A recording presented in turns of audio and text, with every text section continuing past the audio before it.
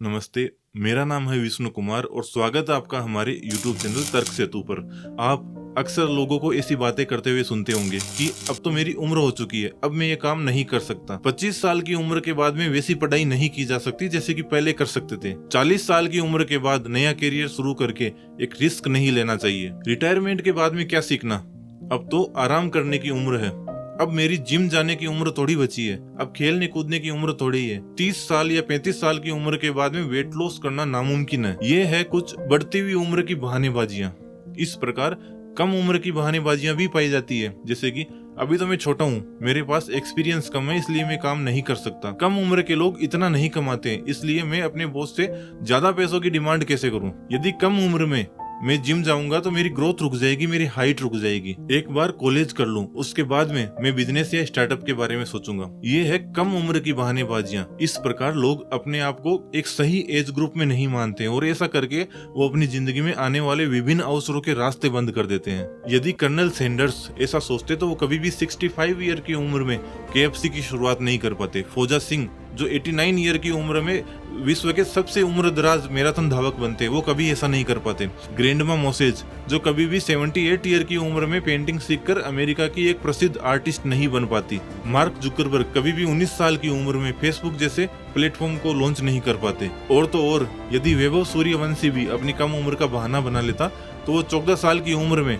अपनी IPL की पहली गेंद पर न तो छक्का लगा पाता और न ही 35 गेंदों में शतक। ये लोग कभी भी अपनी कम या ज्यादा उम्र का बहाना बनाकर अपनी जिंदगी में आने वाले अवसरों के रास्ते बंद नहीं करते। हमारी उम्र वही होती है जो हम फील करते हैं। यदि हम बूढ़े होकर भी खुद को जवान फील कर पा रहे हैं तो हम जवान ही है, और यदि हम जवान होकर भी खुद को बूढ़ों की तरह फील कर पा रहे हैं तो उस जवानी का कोई मतलब नहीं है, हम बूढ़े ही हैं। ये सब कुछ माइंड का खेल है। किसी भी इंसान की सही उम्र क्या होती है, इस सही उम्र को समझने के लिए चलिए हम दो कहानियां सुनते हैं। एक कहानी रहेगी बड़ी उम्र वालों के लिए और एक कहानी रहेगी छोटी उम्र वालों के लिए। कहानी है बचपन के दो दोस्तों नरेंद्र और विजय की। दोनों राजस्थान के एक गाँव में रहते थे। नरेंद्र जो इंडियन एयरफोर्स में था और विजय गांव में अपनी खानदानी परचूनी की दुकान पर बैठता था। एक बार जब नरेंद्र छुट्टियों के दौरान अपने गांव आता है तो दोनों चाय की टपरी पर बैठे बैठे पुरानी यादों में खो जाते हैं। टपरी पर बैठे बैठे विजय ने अचानक अपने मन की बात कह दी। वो कहता है, यार नरेंद्र, तुम्हें तो पता ही होगा ना, मैं बचपन में मैथ्स का टीचर बनना चाहता था। टीचर जैसे ही मैथ के क्वेश्चन को बोर्ड पर लिखना कंप्लीट ही करते थे, उतने में मैं आंसर दे दिया करता था। जब मैं मैथ की प्रॉब्लम को सोल्व करता तो मुझे न तो वक्त का अंदाजा रहता न दुनिया का, मैं तो बस खो जाया करता था। फिर पिताजी की डेथ हो जाती है और मुझे परिवार के गुजारे के लिए इस दुकान पर बैठना पड़ता है, और इस दुकान पर काम करते करते कब मैं 40 साल का हो गया मुझे पता ही नहीं चला। इस दुकान ने मुझे सब कुछ दिया, इसने मेरी और मेरी बहनों की शादी भी कराई, लेकिन ये दुकान जो चीज नहीं दे पाई वो है सुकून। यह कहते कहते विजय की आंखें नम हो जाती है। तब नरेंद्र विजय के कंधे पर हाथ रखता है और कहता है, भाई तू ये मत समझ कि तेरी पूरी जिंदगी ही खत्म हो गई है, अभी तो पूरी जिंदगी बाकी है।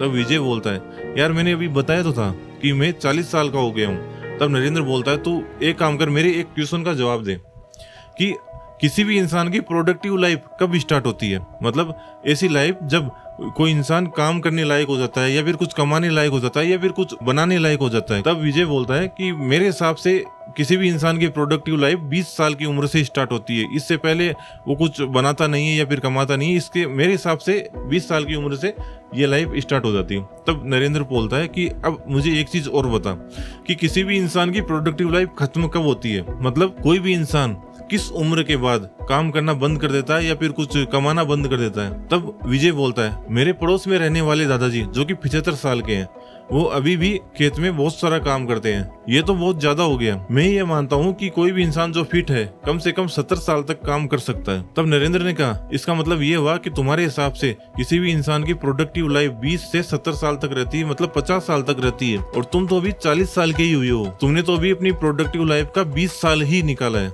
अभी तो तुम्हारी प्रोडक्टिव लाइफ के 30 साल बाकी है। और मेरे भाई 30 साल बहुत ज्यादा होते हैं। कई महान पुरुष ऐसे हैं जिन्होंने तो 30 साल की पूरी जिंदगी ही नहीं जी है। यह सुनते ही विजय, जो पहले यह सोच रहा था कि उसकी पूरी जिंदगी खत्म हो चुकी है, उसको ऐसे लगने लगा जैसे कि किसी ने मानो उसकी जिंदगी में 25-30 साल और जोड़ दिए हों।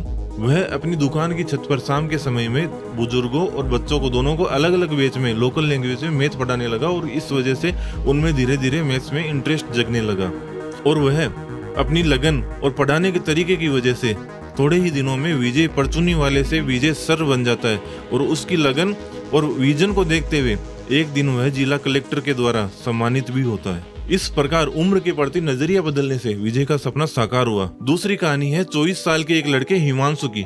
पारिवारिक परिस्थितियों के कारण उसे 20 साल की उम्र में ही एक कंपनी में काम करना पड़ता है। वह काम करने में इतना मशगूल हो जाता कि उसे पता ही नहीं चलता कि उससे बड़ी उम्र के व्यक्ति भी उस काम को करने में कब पीछे रह जाते।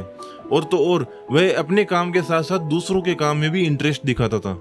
उस कंपनी का मैनेजर हिमांशु की इस बात से बहुत प्रभावित होता है और उसकी लगन को देखते हुए वो हिमांशु को उस कंपनी का सुपरवाइजर बनने का ऑफर देता है। हिमांशु जैसे ही ये बात सुनता है उसकी आंखों में एक अलग ही डर सा दिखने लगता है। तब मैनेजर पूछता है, ये तो एक खुशी की बात है, इसमें डरने की क्या बात है। तब हिमांशु बोलता है कि मैं इस कंपनी में सबसे छोटी उम्र का हूँ, कई लोग तो मेरे से 15 से 20 साल तक बड़े हैं, तो मैं उन लोगों को सुपरवाइज कैसे कर पाऊंगा। तब मैनेजर ने उसे समझाते हुए कहा कि बिजनेस में उम्र नहीं काम मायने रखता है। वह मैनेजर पास में ही चल रहे एक कंस्ट्रक्शन के काम की तरफ इशारा करते हुए बोलता है कि वहाँ पर यदि एक 15 साल का लड़का एक बड़ी उम्र के व्यक्ति के बराबर काम करता है तो उसे भी उतनी ही सैलरी मिलती है जितनी की उस बड़े आदमी को मिलती है। तुम एक बात और भी तो सोचो, मैंने कंपनी में किसी और को यह ऑफर क्यों नहीं दिया। तुम्हें कुछ तो खास होगा जो उनमें नहीं है। इस दुनिया में जो भी कोई महान लीडर बना है उसके लीडर बनते समय उसके अंडर में कोई न कोई उससे बड़ी उम्र का व्यक्ति जरूर होता है। सभी को ये सिचुएशन फेस करनी ही पड़ती है। उन्हें धीरे धीरे अपने से बड़ी उम्र के व्यक्तियों को अपने लिए काम करवाने की आदत डालनी ही पड़ती है। आगे मैनेजर यह बोलता है कि तुम एक बात का और ध्यान रखना, तुम्हें जो ये कम उम्र में इतनी बड़ी उपलब्धि मिली है इसका घमंड मत करना। तुम तुम्हारे अंडर में आने वाले हर व्यक्ति की रेस्पेक्ट करना, उनसे काम में सजेशंस मांगना, उनसे नए आइडियाज मांगना और उन्हें ऐसे फील कराओ कि वो एक सच्चे कैप्टन के लिए काम करें न कि एक तानाशाह के लिए। ऐसा करने से वो तुम्हारे लिए काम करेंगे न कि तुम्हारे अगेंस्ट में। उम्र तब तक ही बाधा है जब तक कि हम इसे मानते हैं। इसके बाद हिमांशु अपने मैनेजर के द्वारा बताई गई बातों को फॉलो करता है और एक अच्छा सुपरवाइजर बनता है। और तो और जब वो मैनेजर रिटायर होता है तो उसकी जगह मैनेजर भी बनता है। इस प्रकार विजय और हिमांशु दोनों के उम्र संबंधी बहानों के इलाज से जिंदगी में अपॉर्चुनिटीज के रास्ते खुल जाते हैं और उन अपॉर्चुनिटीज अवसरों का यूज करके दोनों जिंदगी में आगे बढ़ते हैं। दूसरों को देखकर कभी भी अपनी उम्र को न कोसें। हर व्यक्ति का टाइम जोन अलग होता है।